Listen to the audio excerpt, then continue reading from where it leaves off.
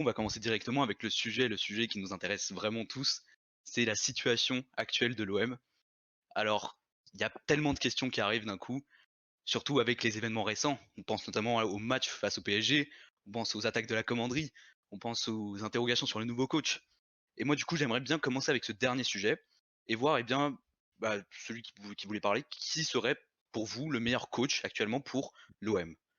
Alors, je vais prendre la parole. Vas-y, vas-y. Tout d'abord, moi, je pense que la situation de l'Olympique de Marseille aujourd'hui, elle est un petit peu à l'image de ce qui se passe depuis des années par rapport à cette direction qui est un petit peu aux abois et qui a laissé justement André Villas-Boas très souvent très seul, face à la situation enfin, que ce soit par rapport à la situation financière ou à la situation sportive du Mmh, club. Et ce qui fait que depuis son départ, on se retrouve avec, Nasser Largué, qui était, directeur du centre de formation, du club et qui se retrouve là maintenant à être en première ligne dans un poste qui n'est pas vraiment le sien. Est-ce que j'estime qu'il faut changer de coach actuellement à l'Olympique de Marseille? Oui, de manière globale et dans l'absolu, oui.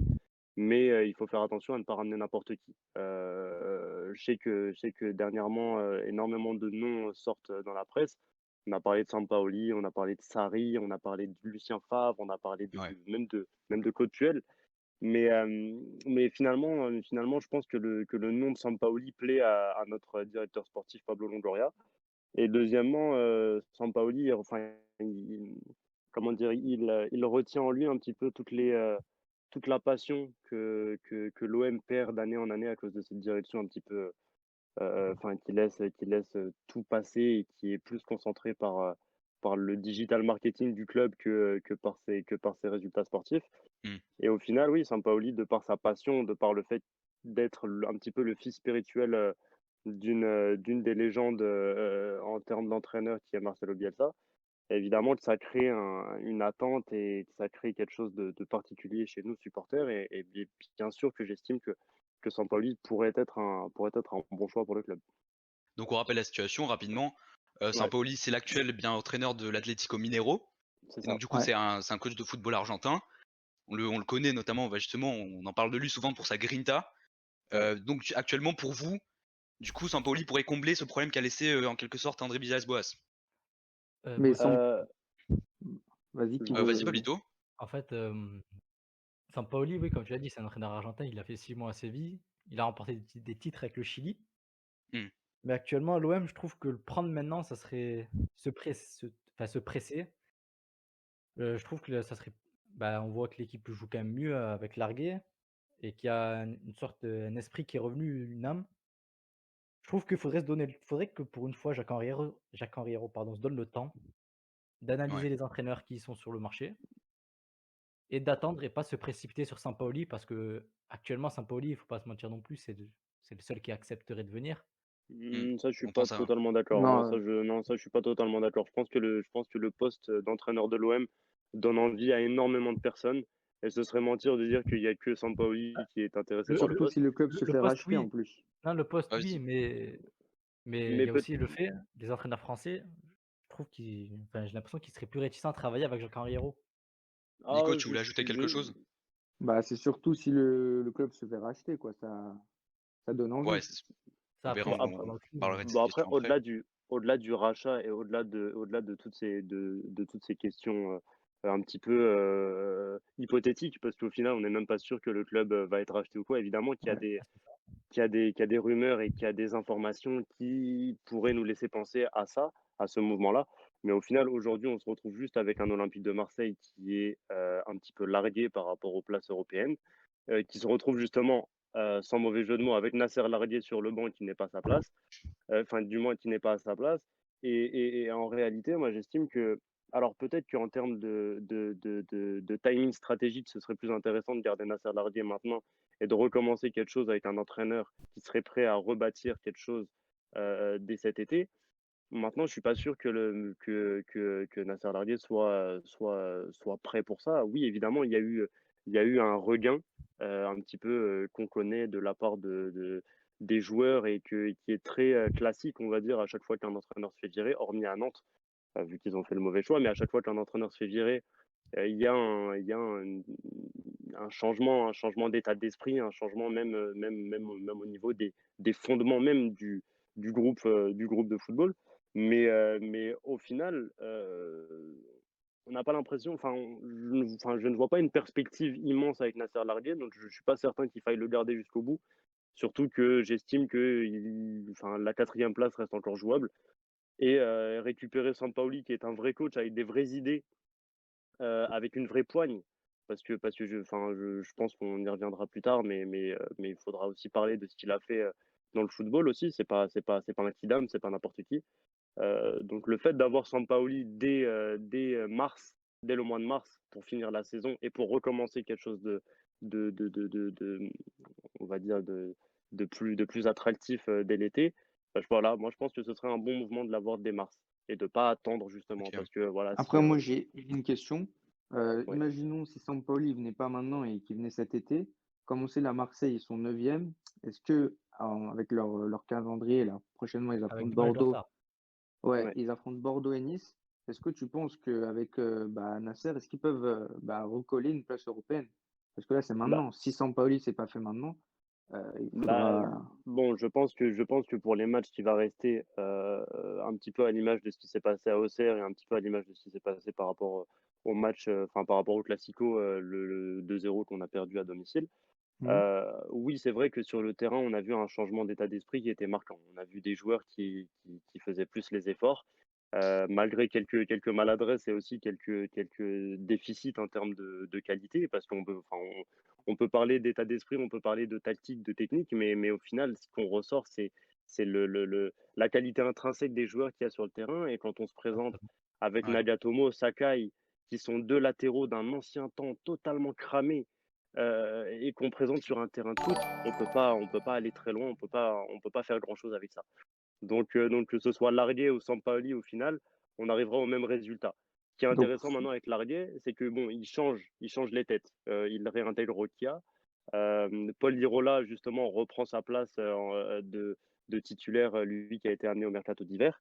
Et puis oui, oui, comme je le Monter des disais petits tout à l'heure, jeunes. c'est ça, on voit un changement au niveau des états d'esprit. Donc oui, sur ça, je pense que sur les 2 prochains matchs, on n'aura pas besoin de Sampaoli pour faire des résultats, Ouais. sachant que Nice n'est pas dans une excellente période et Bordeaux non plus.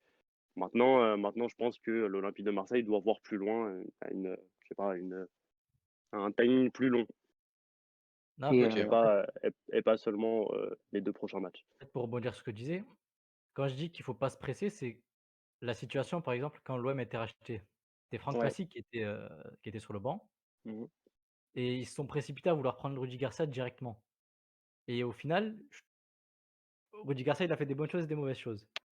Mais ils se sont précipités, ce qui a fait que Rudy Garcia a eu les pleins pouvoirs un peu, on va dire. Ah, après, ça, il a quand même c'est ramené son club en finale. Oui, c'est ça, mais après la finale, ça masque le reste parce qu'en championnat, c'était pas ouf. après La après finale, c'est après l'arbre qui cache la forêt. après j'estime que l'analyse, elle doit être plus large. C'est-à-dire que Rudy Garcia, au début, il vient comme étant un entraîneur français qui a bien réussi à l'étranger. On l'a bien vu à l'AS Roma et on l'a bien vu, aussi même sur le territoire À national Lille à Lille, même. où il Allez. gagne le championnat, la coupe, où il est très Oui, c'est un intéressant bon dans le entraîneur. jeu avec, Eden Hazard, Gervinho, Moussa Sow et compagnie. On connaît l'équipe et donc il vient à l'OM avec cette image-là d'entraîneur qui avait réussi. La première année et demie, on va dire, se passe parfaitement bien avec une finale en Europa League qui est bien couronnée, on va dire, enfin qui couronne un petit peu le tout.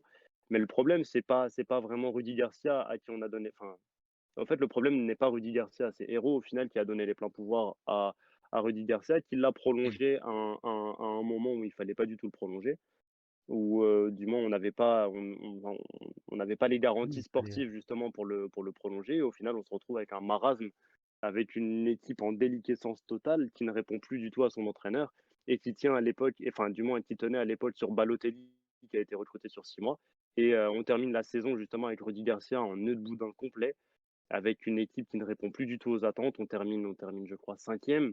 Rudy Garcia est ouais, lamentable aussi par rapport à ses conférences de presse. Donc au final, c'est pas vraiment la faute de Rudy Garcia, ce qui s'est passé. C'est plus une question de pourquoi Hérault s'est senti obligé de donner les pleins pouvoirs à Garcia, au-delà de Garcia qui se trompe lui-même.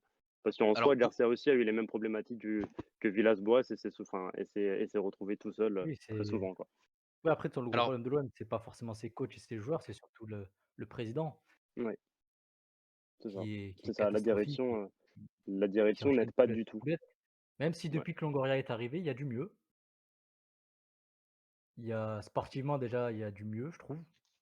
Il a quand même ramené des bons joueurs. Un Milik à l'OM, j'aurais pas cru, hein, même ouais. si c'est plus le Milik de qu'il y a quelques années, mais Longoria, Lirola, c'est un bon joueur aussi. Encham, c'est un bon joueur. Donc je trouve Après, que là où c'est on, Bizarreta, ver- c'est dommage que on Milik soit verra sur arrivé les pendant joueurs cette après. période, en fait.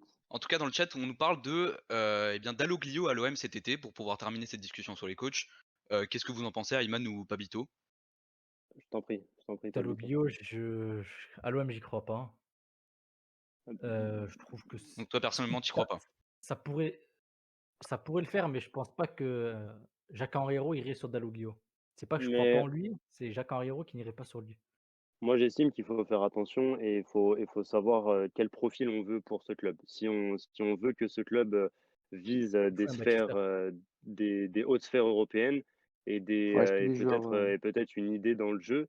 Alors oui, déjà, il faut des joueurs, mais aussi il faut un entraîneur qui ait de la poigne, je veux dire, qui ait une certaine, enfin, du moins un certain background, qui vient avec des références et je suis pas sûr que Dalloglio, mette d'accord, on va dire, tout le vestiaire marseillais avec toute la bonne volonté et tout le beau jeu qu'il présente à Brest, mais je suis pas sûr et certain que ce soit le meilleur des résultats. C'est un Oui, petit je peu pense que comme ça si, serait un peu court pour l'OM. Mais toi, tu pardon? verrais qui à la Ça place serait un peu court pour comme l'OM. bon joueur pour Ouais, l'OM? c'est ça, c'est un petit peu court et j'aurais l'impression que, on va dire, il y a 10 ans, Marseille recruterait, je sais pas, Furlan, par exemple. Enfin, Ça ça serait aurait un été peu la même comme chose. Mitchell quand il arrive à l'OM à l'époque. Comme qui ça? Mitchell. Non, rien à voir. Ça, pour le coup, moi, ça, j'estime, ça n'a rien à voir. Mitchell vient à l'OM avec des promesses de jeu qu'on n'a jamais vues nulle part.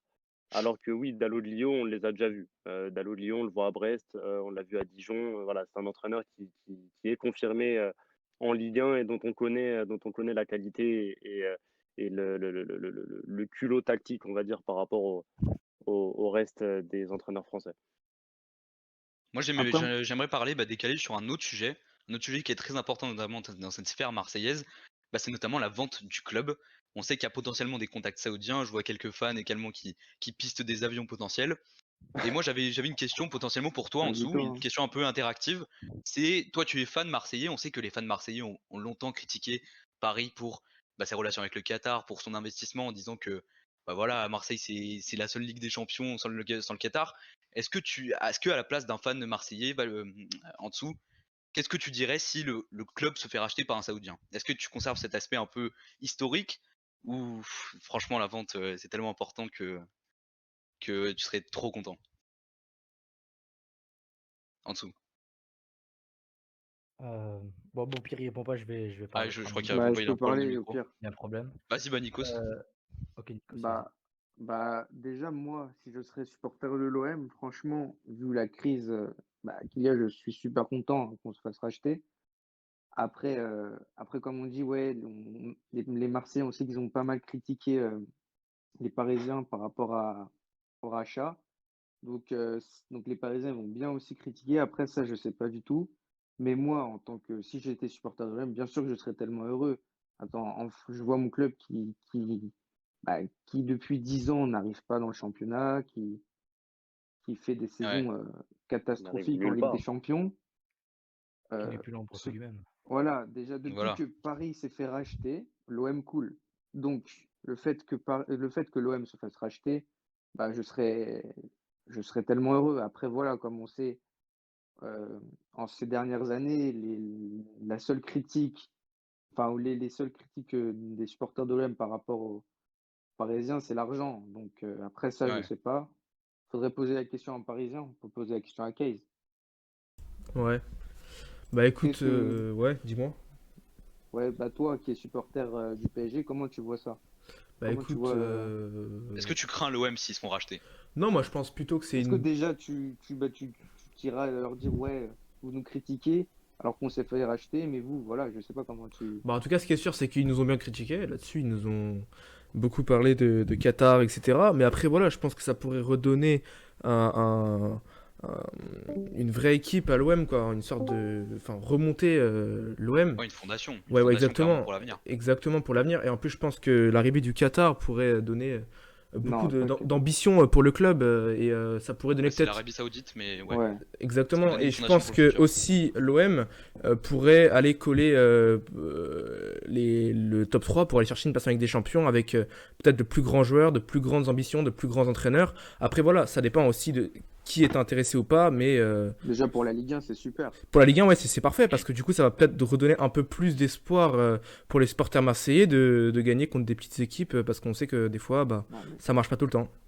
Toi, Ayman, tu la vois comment cette potentielle vente? Alors, moi, j'estime que cette vente-là, bah, si elle se fait, ça peut être que bénéfique pour le club. Comme je l'entends depuis tout à l'heure, ça va faire bien 10 ans que l'OM ne côtoie plus les sommets. Donc oui, évidemment que s'il y a vente, ça nous ferait plaisir, surtout que ça créerait une émulation en termes au niveau du championnat. On se retrouverait avec quatre équipes, on va dire, de très haut niveau, donc on aurait un petit peu notre Big Four à Exactement. nous. Mais est-ce que j'y crois? Oui, moi j'y crois dans un sens parce enfin, il existe énormément de signes prémonitoires, enfin que ce soit prémonitoire ou même des signes factuels qu'on nous présente depuis des semaines. Maintenant, on a une direction qui est totalement barricadée, c'est-à-dire qu'à chaque fois qu'on a une information par rapport à la vente ou alors qu'il existerait, enfin, on a bien vu que Thibaut Vizarian, par exemple, a sorti des vidéos sur YouTube par rapport à cette vente-là et justement de la confirmer. Et la direction de l'OM barricade tout ça avec des démentis. Bon, après, Des on peut faire démentis dire et une n'importe mise en quoi aux après, demeure c'est pas aussi. la démentis, première fois que l'OM bien sûr. peut-être se fait racheter aussi. Des C'est démentis ça, et une donc mise c'est en demeure aussi. une mise en demeure et démenti. Donc ça veut dire que, alors, soit dans un sens, il ne dit pas n'importe quoi et du coup, ses paroles pourraient freiner la vente ou pourraient freiner je ne sais quoi. Ouais, Ou bien dans un sens, ce serait plus Hérault qui aurait peur un petit peu pour sa place, sachant que on sait que Hérault et McCourt fonctionnent ensemble. Donc peut-être que c'est une question de j'ai pas envie c'est de une dire question d'ego. frilosité, mais une question de peut-être que D'ego, tu Hérault veux n'a dire? pas envie de perdre sa place. Voilà, perdre son fauteuil, disons. hmm, Oui, parce que surtout que c'est un sacré fauteuil vu. Ouais, Oui, c'est ce que j'allais c'est dire, ouais, ça. c'est un Après, fauteuil C'est-à-dire que intéressant. pour le bien des supporters, ça peut être bien qu'il perde sa place aussi. Faut qu'il pense comme Ah bah oui, ça. c'est vrai. clairement, oui. oui, On bien pourra en sûr. parler sur la fin, mais la gestion d'Hero, elle est également critiquée. On va voir ce que vous en pensez. Moi, il y a Donc, également une autre question qui m'intéresse. Là, ici, c'est pas d'un point de vue gestion du club, d'un point de vue vente ou d'un point de vue coach. C'est surtout d'un point de vue joueur. On pense notamment à Thauvin Payet, qui, je pense, sont les deux joueurs les plus médiatisés de l'OM. Il y a eu des rumeurs d'embrouille, il y a eu beaucoup de critiques qui sont formulées sur Payet, qui peuvent être formulées sur Thauvin. Est-ce que vous pensez, vous, que bien justement, quand vos deux joueurs les plus médiatisés sont fortement critiqués, quand il y a des rumeurs qui sortent, eh bien ça peut pas entraîner le vestiaire vers le bas également? Bah, bah, Payet, Thauvin, Moi, je pense c'était que si, bah, quand surtout même. Thauvin, Thauvin qui était champion du monde. C'était c'était le joueur phare de l'OM avec Payet. Là, c'est sûr qu'ils sont pas très très bons en ce moment. C'est dommage parce que c'est en général les top joueurs comme ça qui font remonter le club. Là, Ouais, après, ils ont pris Milik qui est un bon joueur et qui peut redresser le club. C'est un joueur de renommée.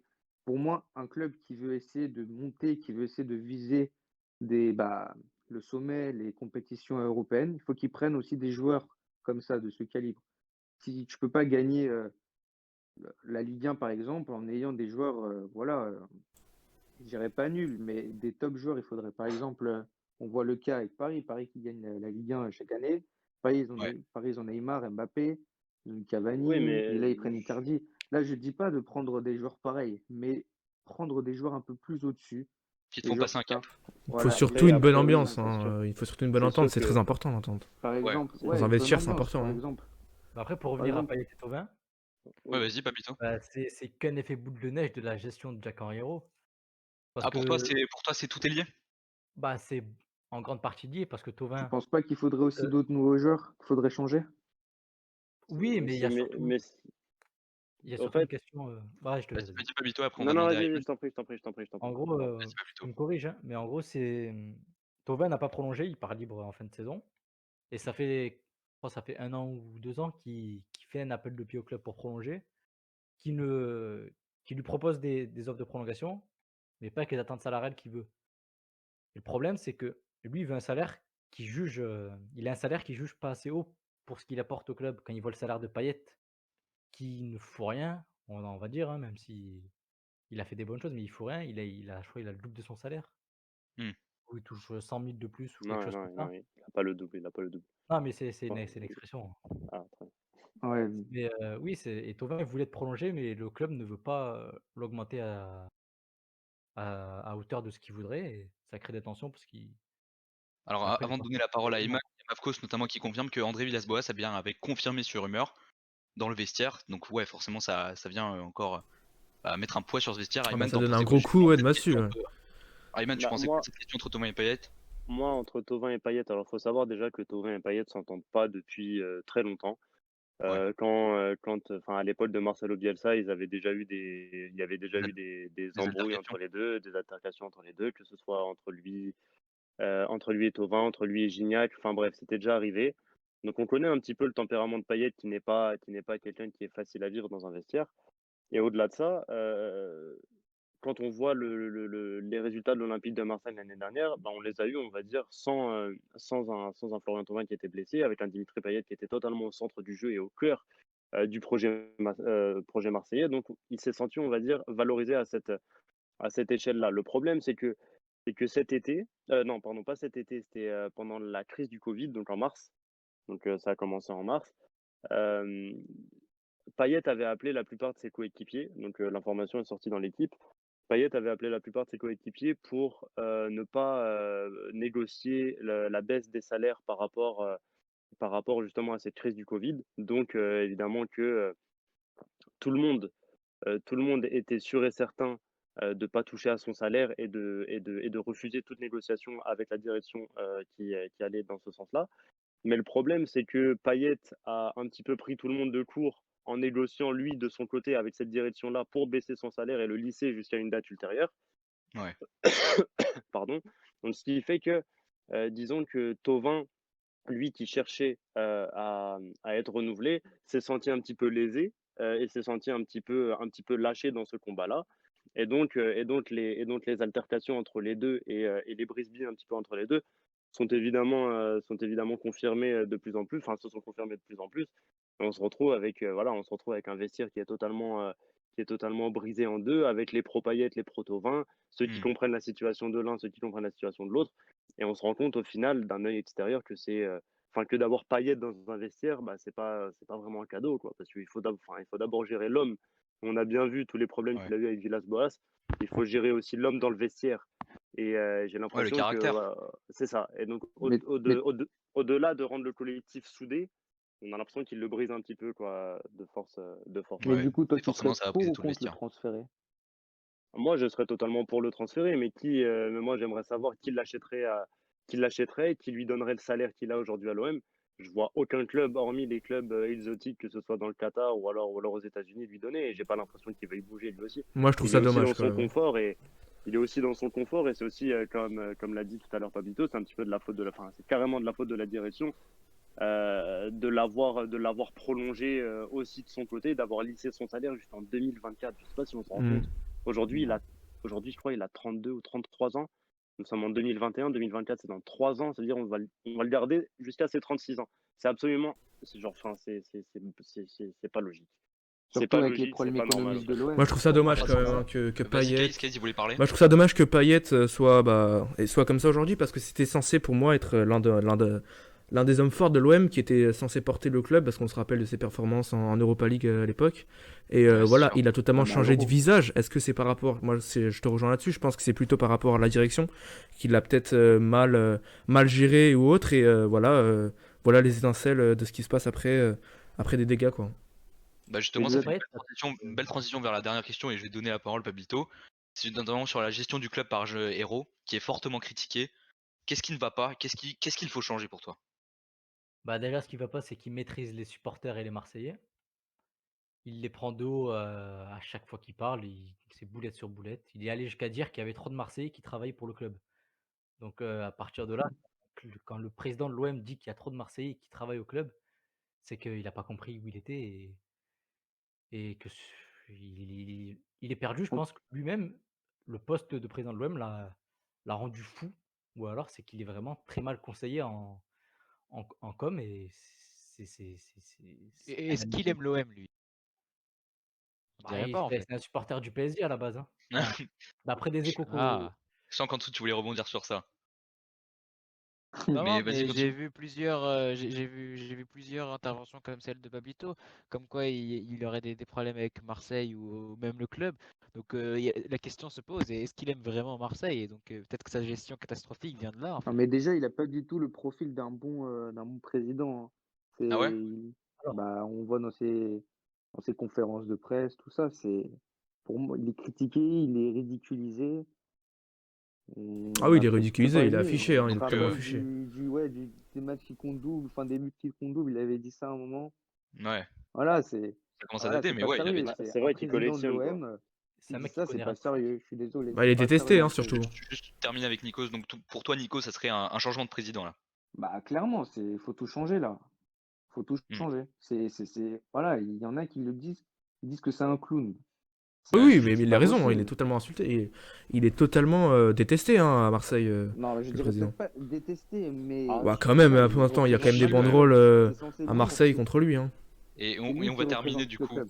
On va terminer ce sujet sur l'OM par notre magnifique guest. Ayman, qu'est-ce que tu voulais dire du coup sur la gestion du club sur qui Hero, est catastrophique d'Hérault? bah, faut savoir que Hero arrive donc en 2016 à l'OM. On est en 2021, donc c'est 5 ans de massacre pour moi. C'est 5 ans de Ah, non-connaissance du carrément. foot. Ah oui, pour Massacre, moi, c'est c'est le un terme. massacre complet. C'est un Ouais. massacre complet parce que, alors, déjà, il vient en 2016 en présentant la Ligue des Champions dans la main au vestiaire. Faut savoir que dans ce vestiaire-là, en 2016, donc il y avait des Bounassar, il y avait des Abdenour, enfin voilà, c'est des joueurs qui ne connaissaient pas vraiment cette ambiance-là.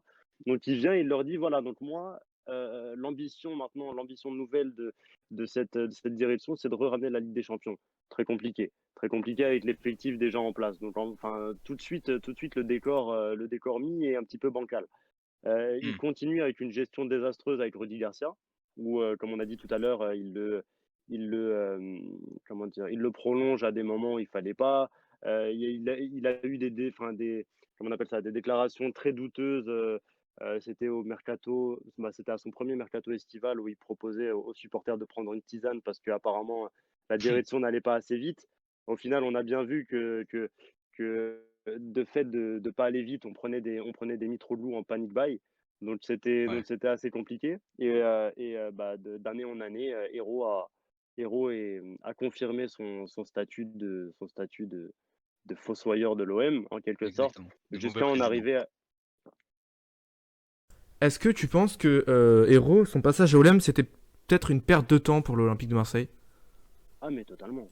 Ah, totalement. Moi, pour moi, à partir du moment où on a quelqu'un à cette place aussi importante qui ne connaît pas le foot et du coup qui collectionne les erreurs les unes après les autres, on peut pas prendre de l'avance et encore moins suivre le train des grandes équipes. Parce que surtout que Pour moi, obligatoirement, on prend du retard. le projet de l'OM au début était quand même intéressant. On parlait de Champions Project, d'aller chercher, comme tu as dit tout à l'heure, une place en Europe. Ouais, ouais, ouais, c'est ça, mais quand on fait des erreurs, enfin, à partir du moment où Franck McCourt lui octroie 200 millions de transferts et qu'il bousille en quelque sorte ces 200 millions dans 30 millions de transferts pour Payet, plus 5 millions par an en salaire, donc c'est-à-dire que pour Payet, et il faut savoir que Payet a signé pour 5 ans, donc ça veut dire que c'est 30 millions de transferts secs, plus 5 fois 5, donc 25 millions Hmm. de salaire. Donc en tout, on a 55 millions perdus que pour Payet. Je sais pas si on se rend compte.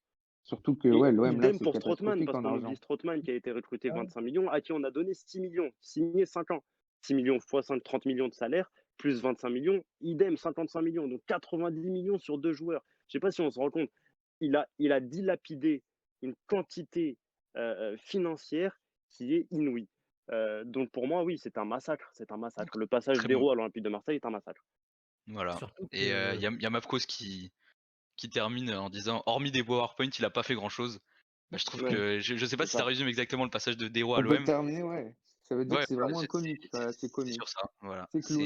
C'est c'est pas l'OM, c'est un loin grand changement qu'il faut. c'est pas Babito, loin vas-y, d'être, termine rapidement. c'est pas loin d'être le pire président de l'histoire de l'OM et en ce moment, le pire président de Ligue 1 avec Kita. Ok. Ah oui, oui, ils se baladent, enfin, ils se battent tous les deux, ils se battent tous les deux pour cette place sans problème.